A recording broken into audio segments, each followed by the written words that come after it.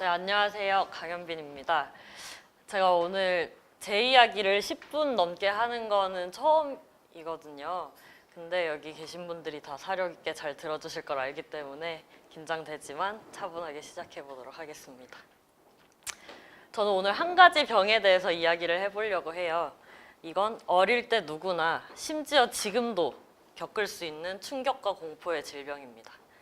정말 우연의 일치로 학교 가기 싫을 때, 학원 가기 싫을 때, 회사 가기 싫을 때, 어쩌면 야자하기 싫을 때, 사회적으로는 검찰에 가기 싫을 때, 그리고 역사적으로는 사형당하기 싫을 때, 일단 뭐만 하기 싫으면 높은 확률로 발생하는 병이죠. 바로 꾀병입니다. 네. 일반적인 의미는 상황을 벗어나기 위해서 병을 가장하는 행위를 말합니다. 근데 이게 사실 페이크가 아니기도 한 게 이게 꾀병이 아니라 진짜 병인 경우도 있기 때문이죠.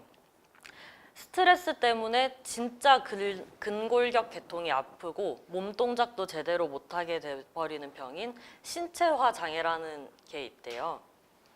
이건 정신의 문제가 신체까지 뻗어나간 경우인데 프로이트가 자기의 정신분석 이론을 만들 때 되게 많은 임상 사례를 제공한 장애이라고 하더라고요.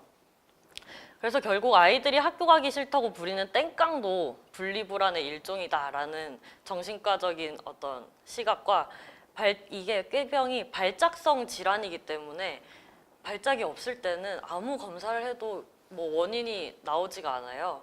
그래서 주변 사람들은 쟤 또 뭐 하기 싫어서 저런다 이러면 이렇게 몰아붙여서 환자를 정신적으로, 육체적으로 괴롭게 하는 경우가 많죠.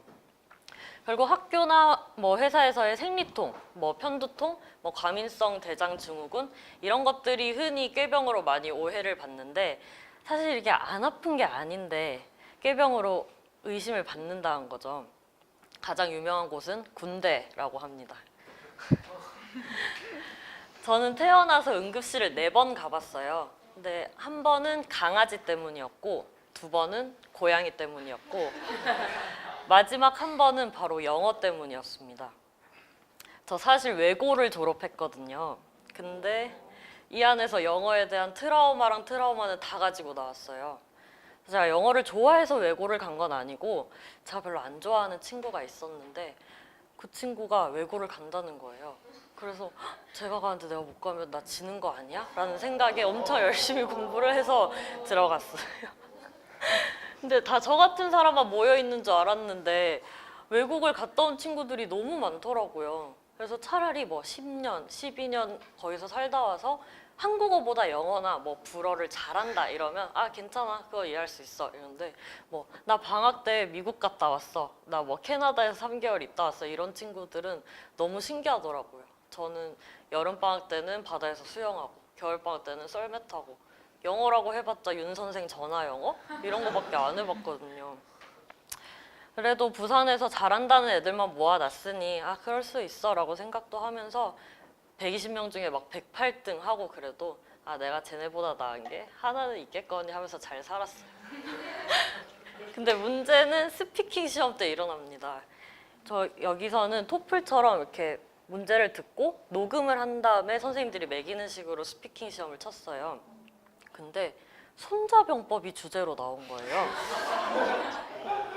근데 이게 손자병법이라고 해줬으면 그래도 알 텐데 영어로 하면 이게 Son's Art of War가 돼요. 그래서 그래도 뭐라도 들리면 말꼬리라도 붙잡고 늘어지겠는데 손수가 뭔지를 모르니까 말을 못 하겠더라고요. 근데 녹음을 알리는 삐 소리가 들리자마자 사방에서 영어로 막 말하기 시작하는데 제가 한 답은 Hi teacher, I'm 현빈. Sorry, I don't know what is 선수. Sorry 하고 Thank you 이랬는데도 2분짜리 시험이니까 옆에서 계속 저는 맞췄는데 계속 영어를 하는 거예요. 그래서 그게 처음으로 제가 어떤 제 무지에 대해서 다른 사람한테 사과를 하던 순간이 돼버린 거예요. 근데 제가 지금 생각했을 때는 영어를 못하는 제 자신에게 사과하던 순간이었는지도 모르겠습니다. 그 뒤로 제 주변에서 막 여러 명이 영어를 하는 소리가 들리면 딱 그 스피킹 시험 때의 순간이 생각이 나서 얼어붙더라고요. 근데 이민호 선생님이 팟캐스트에서 던진 화두와 같이 하기 싫다고 피하는 건 사실 반쪽짜리 자유잖아요. 그리고 우리 사회는, 이 글로벌한 지구촌 사회는 영어 없는 반쪽짜리 자유가 얼마나 재미없고 그 혹독한지를 뼈저리게 느끼게 해주니까 어느 정도 시도는 했었어요. 그런데 응급실 사건은 대학교 1학년 때 일어납니다. 몰입영어라고 해서 학교에서 아침 9시부터 5시까지 원어민이랑 같이 있는 프로그램이 있어요. 그래서 나 이길 수 있다 하면서 신청을 했죠. 근데 수업 시간에 앉아서 듣고 있는 건 참을만 한데 점심시간마다 조를 짜가지고 원어민 선생님이랑 같이 밥을 먹는 거예요. 그래서 그때 뭐 어제 봤는데 분명히 뭐 어제 저녁에 뭐 했냐, 밥은 뭐 먹었냐 이거를 막 영어로 묻고 깨르르 깔깔 하는데 너무 괴로운 거예요. 그래서 편두통이 조금씩 오기 시작했어요. 근데 진짜 꿈속에서도 아 내일 점심 때 오늘 저녁에 뭐 먹었냐고 물어보면 영어로 어떻게 말하지?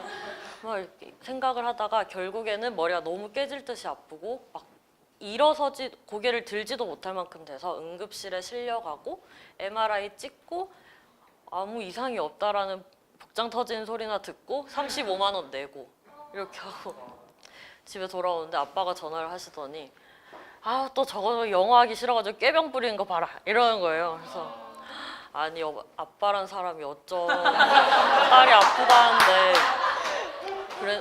그렇게 막 속상했는데 정말 거짓말같이 그 프로그램 끝나자마자 다음날 씻은 듯이 나은 거예요.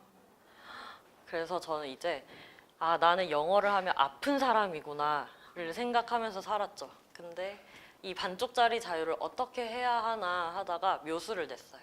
일단 듣는 걸 되게 좋아하는 척을 한 거죠. 그러면 제가 영어로 말할 필요가 없거든요. 그리고 영어를 잘하는 친구들이랑 되게 친해져서 그 친구한테 제 이야기를 막 하면 이제 원어민이랑 대화할 일이 있을 때 그 친구가 대신 말해줘요. 아 얘는 이렇게 생각한다. 이렇게 생각할 거다.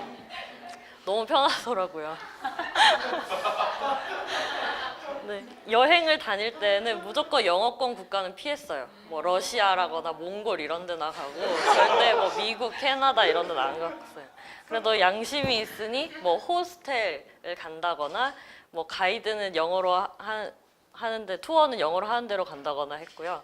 미드도 영어 공부한답시고 엄청 많이 보고 조금 따라하고 시원스쿨도 들어봤어요. 그리고 집에서는 고양이랑 영어로 대화하고 뭐 이 정도? 네. 그래서 근데 이게 아예 영어로부터 멀어진 건 아니라서 그런지 조금씩 제 안에 영어라는 풍선이 그 마치 알이 부화할 때가 된 것처럼 부풀어 올라서 거대해졌더라고요. 이걸 안 게 이번에 취준 때문에 토스랑 토익을 쳤는데 생각보다 너무 잘 나온 거예요. 근데 기분 좋은 것도 잠시고 막 주변에서 연구실 언니들이 아니 영어 쓸 일이 있으면 그렇게 어버버 하던 애가 점수는 왜 이렇게 잘 나와? 이렇게 하면서 놀래는 거예요. 근데 고작 토익 점수가 잘 나온 정도 뭐 비례하진 않지만 점수가 있으니 또 부담감이 생기더라고요.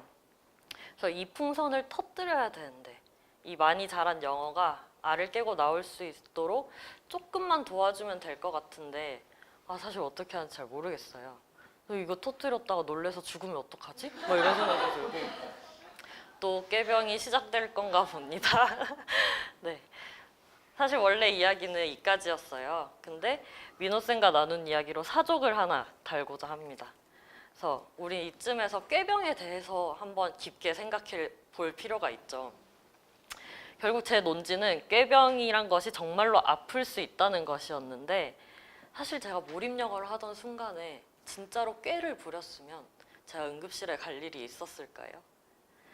그래서 저 1학년 때 저는 성격이 뚠뚠해가지고 아플 때까지 참았죠. 근데 생각해 봅시다. 진짜 아픈 거를 가짜 아픔으로 막을 수 있다면 여러분 어떻게 하시겠습니까? 저는 이번에 영어의 장벽을 또 깨보기 위해서 스티브 잡스 수업을 수강 신청했습니다. 근데 이게 마지막 주에 스피치 페스티벌이란 게 있더라고요. 그래서 조원들이 막 같은 조이신데. 네.